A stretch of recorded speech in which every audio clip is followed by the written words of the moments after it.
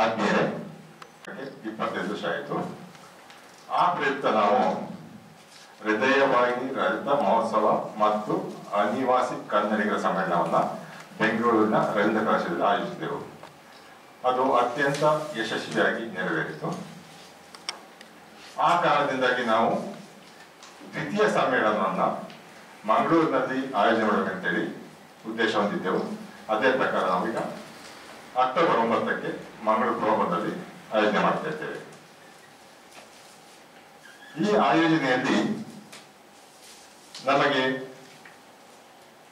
ಜೊತೆ ಸೇರಿದವರು SK municipal employees union ಅದರ ಪೂರ್ವಾಧ್ಯಕ್ಷರಾದ ಶಿವರಾಜ್ ಪಾಟೇಶ್ವರ ನಮ್ಮೊಂದಿಗಿದ್ದಾರೆ. ಹಾಗೆ ಈ ಸಮ್ಮೇಳನಕ್ಕೆ ವಿದೇಶದಿಂದ ಸುಮಾರು 30 ಜನ, ಹೊರ ರಾಜ್ಯದಿಂದ 30 ಜನ, 60 ಜನ ಈ ಸಮ್ಮೇಳನಕ್ಕೆ ಬರ್ತಾ ಇದ್ದಾರೆ. ಬೇರೆ ಬೇರೆ ರಾಜ್ಯ, ಬೇರೆ ಬೇರೆ ದೇಶಗಳಿಂದ. ಈ ಸಮ್ಮೇಳನದ ಉದ್ದೇಶ ಇಷ್ಟೇ.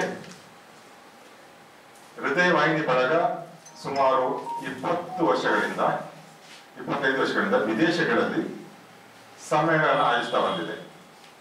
ವಿಶ್ವ ಕನ್ನಡ ಸಮ್ಮೇಳನ 18 ಸಮ್ಮೇಳನ ಆಯೋಜಿಸಿದೆ. ಅದೇ ರೀತಿ ಅಂತಾರಾಷ್ಟ್ರೀಯ ಸಾಂಸ್ಕೃತಿಕ ಸೌರಭ ಅಂತ ಹೇಳಿ ಸಂಜೆಯ ಕಾರ್ಯಕ್ರಮ, ಕನ್ನಡಿಗರ ಸಂಖ್ಯೆ ಕಡಿಮೆ ದೇಶದಲ್ಲಿ ಒಂದು ಸಂಜೆಯ ಕಾರ್ಯಕ್ರಮ, ಅಲ್ಲಿಯ ಕನ್ನಡ ಸಂಘ ಮತ್ತು ಹೃದಯ ಬಳಗ ಸೇರಿ ಸುಮಾರು 51 ಸಮ್ಮೇಳನಗಳನ್ನ ಒಟ್ಟು 50ಕ್ಕೂ ಹೆಚ್ಚು ದೇಶಗಳಲ್ಲಿ ಈವರೆಗೆ ಆಯೋಜನೆ ಮಾಡಿದ್ದೇವೆ. ಹೀಗಿರುವಾಗ ನಾವು ಅಲ್ಲಿಗೆ ಹೋಗಿ ಅವರ ಆತಿಥ್ಯ ಸ್ವೀಕರಿಸಿ ಬರ್ತಾ ಇದ್ದೇವೆ.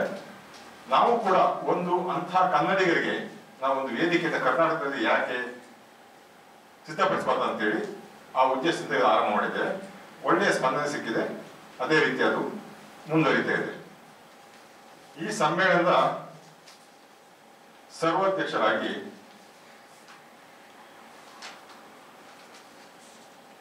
Lieutenant general doctor David Frank Fernandes ಆಯ್ಕೆಯಾಗಿದ್ದಾರೆ. ಹಾಗೆ ಈ ಸಮ್ಮೇಳನಕ್ಕೆ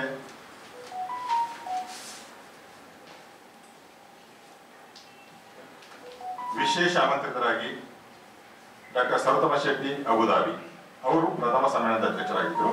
ಅವರು ಕೂಡ ಬರ್ತಾ ಇದ್ದಾರೆ.